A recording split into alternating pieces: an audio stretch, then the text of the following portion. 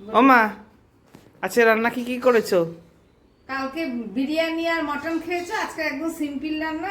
রান্না হয়ে গেছে, একটু দেখিয়ে দাও। কি কি রান্না করেছো একটু দেখিয়ে দাও বন্ধুদের। একদম প্রথমে গরম ভাত, এখানে একদম আলু সিদ্ধ বন্ধুরা, মাখা হয়নি গরম এখনো। গরম ভাত আছে দেখতে পাচ্ছ। আর এটা কি আছে? এটা এটা হচ্ছে কাঁচকলা সিদ্ধ করে মেখেছি, শুকনো লঙ্কা ভেজে সর্ষে বাটা আর সর্ষের তেল দিয়ে। এ তো পুরো ওলের মতো খেতে লাগবে। ওই রকমই লাগবে, কিন্তু দারুণ খেতে। আর আর এখানে হচ্ছে ঘন ঘন মুগের ডাল। একটু ডালটা নেড়ে দেখো, এই মাছের মাথা দিয়ে একটু মুগের ডাল করেছি। ও বন্ধুরা দেখো, একদম ঘন মুগের ডাল, দারুন। আর আবার কি, আর আলু ভাজা। হ্যাঁ এখানে একটু আলু ভাজা করেছি তোর জন্যে।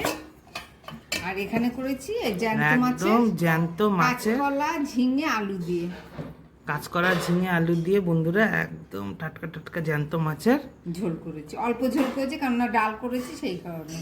আর চাটনিটা এখনো হয়ে ওঠেনি, হোক দেখাবো। আচ্ছা।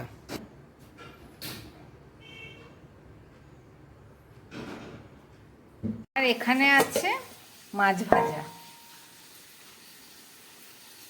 1 পিস করে মাছ ভাজা রেখেছি।